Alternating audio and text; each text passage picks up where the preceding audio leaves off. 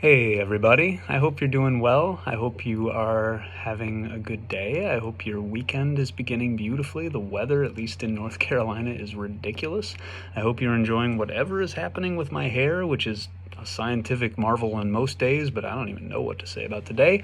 And I hope you are progressing and continuing to enjoy reading and staying healthy and happy, which is obviously the most important thing. A few words about the reading that you did for today. Not everybody is submitting paragraphs, which worries me, but those of you who are submitting excellent paragraphs. You're saying really thoughtful things. So I want to sum up a couple of the things that you've said and push forward from them. First off, from the distance between Lincoln's letter to Horace Greeley and the Emancipation Proclamation, you see his strategic development. You see the way that the war is changing in the North. You see that the war absolutely changes, whether or not anyone intends it, and some people certainly did intend it, from a war to save the Union to a war to free the slaves. The Emancipation Proclamation, Lincoln will claim, is meant to save the Union, but your perception that you've talked about in your paragraphs is absolutely right. He is that changes things because suddenly there's a whole new constituency who know that if the Union wins the war, they will be free. So that matters. Looking at the Emancipation Proclamation is one of the most amazing documents in American history. Partly because it doesn't read like we think it will read. Notice that Lincoln avoids all the flowy, flowery language that he was capable of. This is no Gettysburg Address. This is no Better Angels of Our Nature in the first inaugural. This is a war legal document, and Lincoln, who was a spectacularly talented lawyer, writes it like one. He calls the Emancipation Proclamation a war measure, and also, and this is where things get really weird, he does not emancipate a single slave in any of the territories that the Union controls.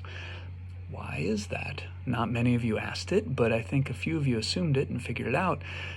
He is trying to keep the loyalty of the Northern and Union slave-holding states.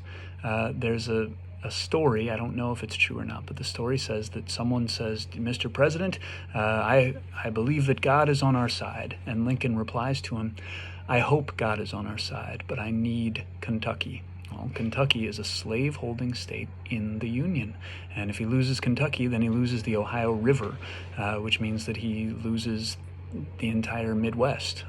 So he's trying to keep people in the North, racist and slaveholders in the North, on his side.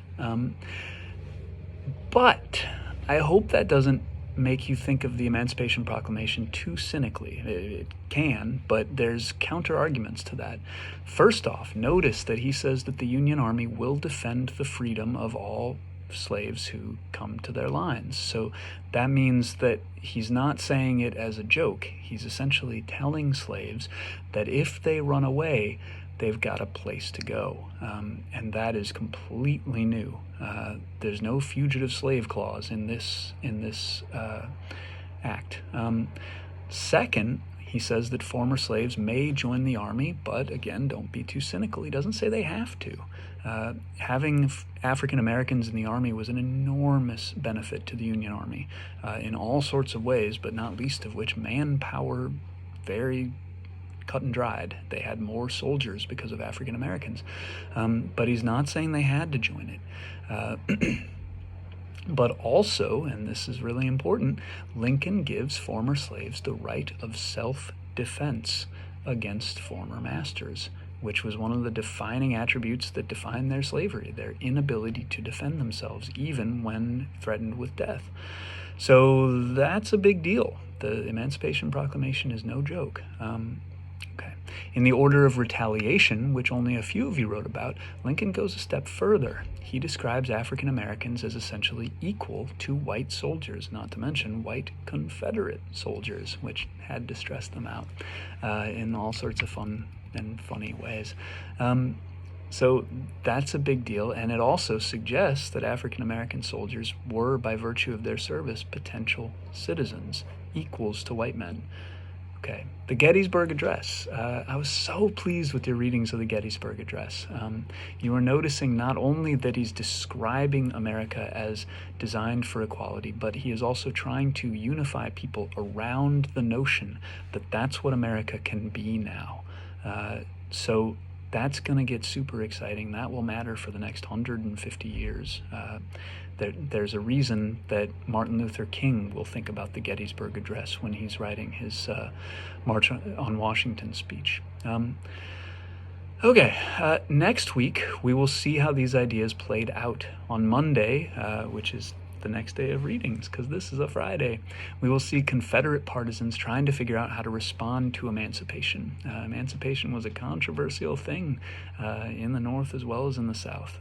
Riots were breaking out in northern cities like New York, where white and Irish soldiers were not pleased at the notion of having to fight, being drafted to fight. They saw it for slaves' freedom.